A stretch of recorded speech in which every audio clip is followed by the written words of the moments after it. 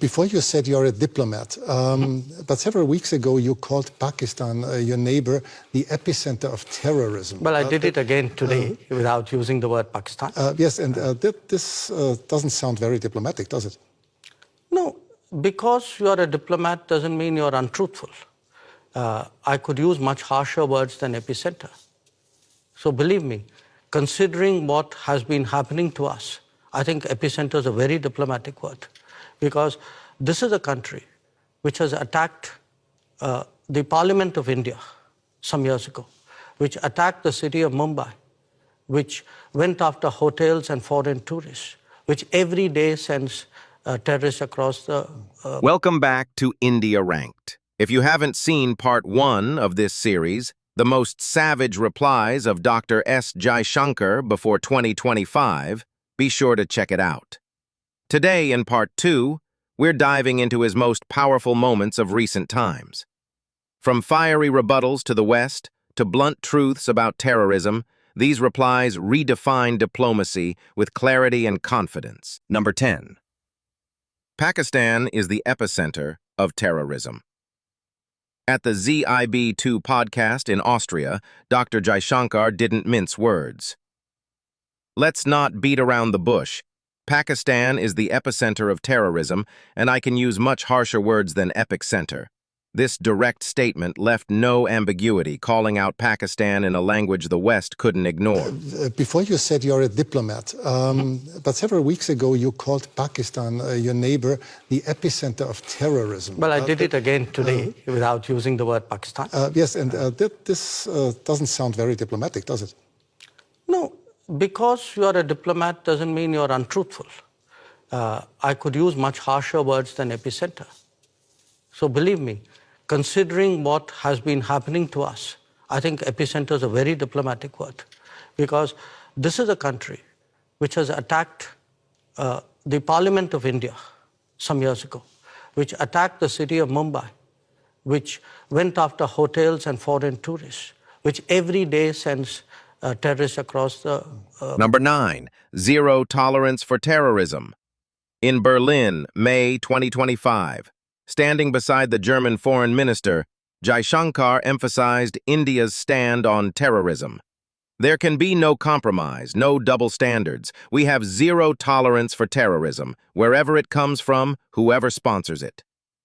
Simple, strong, and globally resonant.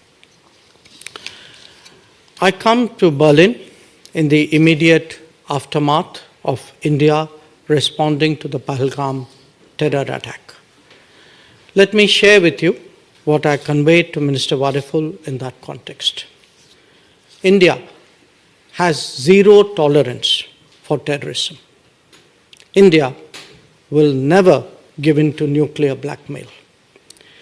And India will deal with Pakistan purely bilaterally. There should be no confusion in any quarter in that regard. We also value Germany's understanding that every nation has the right to defend itself against terrorism. So once again, Minister Wadiful, Johan, thank you for the hospitality, for the very good discussions. I thank you all for your attention. And Number 8. Why Bharat Matters on the global scale. In a strategic forum, Dr. Jaishankar highlighted India's rising influence. Bharat is not here to take sides. We are here to make the world a better place. We are doing what other countries hesitate to do so. This moment defined why India matters today more than ever. you know, at a time when many countries are moving away from the world, they are saying, I don't want to get involved, I don't want to, why should I do that? Actually, India is doing more. That if you look at our development projects, if you look at our first responder operations, if you look even at the fact that we provided vaccines to 100 countries in the world. And we gave vaccines when we were still vaccinating our own people. We had not finished that. There is today a mindset in India to grow more, to do more, but also do more with the world. That is essentially why I think Bharat matters. Number 7. Why was BRICS formed? At the Geneva Center, when asked about BRICS relevance, BRICS was formed because global institutions like G7 failed to reflect today's realities. The system wasn't listening, so we built our own club. A powerful justification for multipolarity. Club, the BRICS.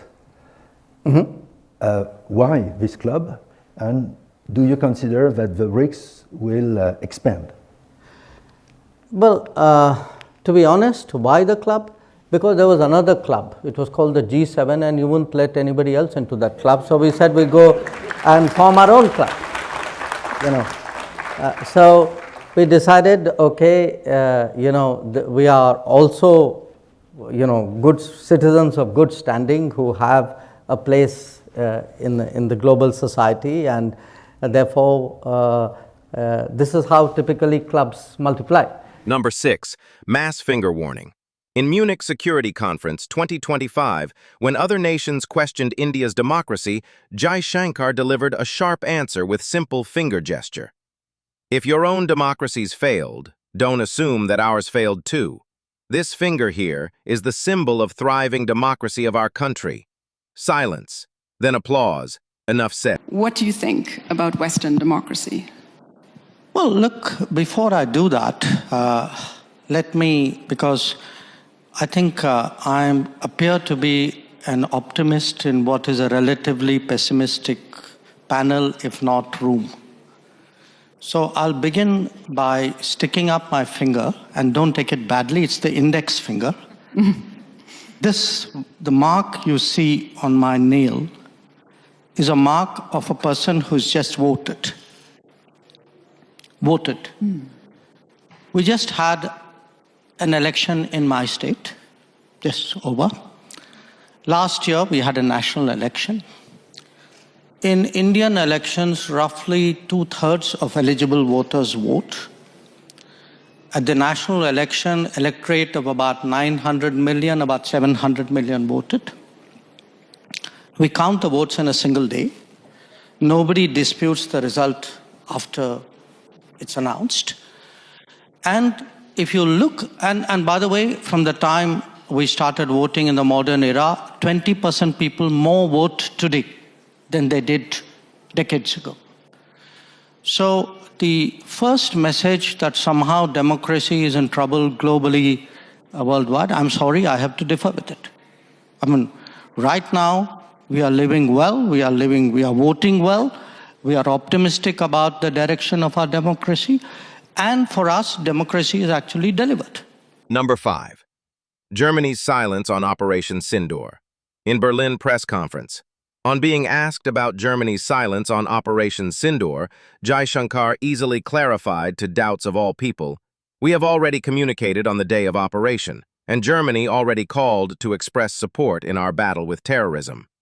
A simple but effective reply clarified the Germany's support to India. We, in fact, had a conversation, if I remember right, on your very first day in office. And the minister had called to express support as we were battling terrorism at that time. I want to emphasize that we deeply value the solidarity expressed by the German government during that period. Now, we all know that the world order is under considerable churn. The political uncertainty is as evident as the economic volatility. There are challenges which are posed by technology, especially AI, which are a matter of priority for all of us. And the answers lie in creating more resilient and reliable supply chains. Number 4, don't feel bad when I comment on your democracy. In a global discussion about democratic values, Jaishankar redefined the West's definition of fairness. "You comment on my democracy every day, so don't feel bad when I comment on yours. Fair is fair." A rare moment of diplomatic equality drawn in plain words. We think it's important that democracies are mutually respectful. It cannot be that one democracy has a right to comment on another, and that's part about promoting democracy globally. But when others do that, then it becomes foreign interference. Foreign interference is foreign interference, irrespective of who does it and where it is done. So it's a testy area. And my personal view, which I have shared with many counterparts, is, look, you have every right to comment, but I have every right to comment on your comment. So don't feel bad when I do. Number 3. We don't need to pick sides. In an interview in Netherlands, when asked if India should choose between the West, Russia, or China, Jaishankar stated India's foreign policy in a single sentence: "We don't pick sides, we pick interests. If our national interest doesn't match your narrative, that's your issue, not ours." A defining principle of India's foreign policy. But India, of course, has made a point of not choosing when others want you to choose. So there may come a time when either China or Russia or the United States wants India to choose for them instead of for the European Union, for example. Well, look, India is a large nation with a strong history of independent decision making. Okay, our history is different from yours. Okay, that's the way history unfolded. Okay, you are still in an alliance culture. Okay, with all the responsibilities and obligations which come out of it. We never. After our independence, we always stayed away from alliance cultures. So in a way, we have grown up with a world of multiple choices and, I would say, handling multiple relationships, if you would. So for us, such a situation would not be a new, I would say, a new predicament. Number 2. We look for partners, not preachers.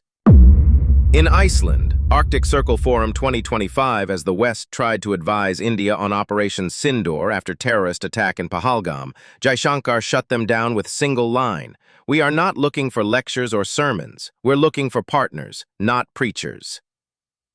This line echoed across media as a perfect summation of New Age Indian diplomacy. Look, when we look out at the world, Samir, we look for partners. We don't look for preachers. Particularly preachers who don't practice at home what they preach abroad. And I think some of Europe is still struggling with that problem. Some of it is changing. So the issue for us, I mean, in many ways, Europe, I think, has entered a certain zone of reality check. Now, whether they are able to step up to it or not, it's something we will have to see. But from our point of view, if we are to develop a partnership, there has to be some understanding, there has to be some sensitivity, there has to be a mutuality of interest, and there has to be a realization of how the world works. Number 1. The U.S. was in the United States.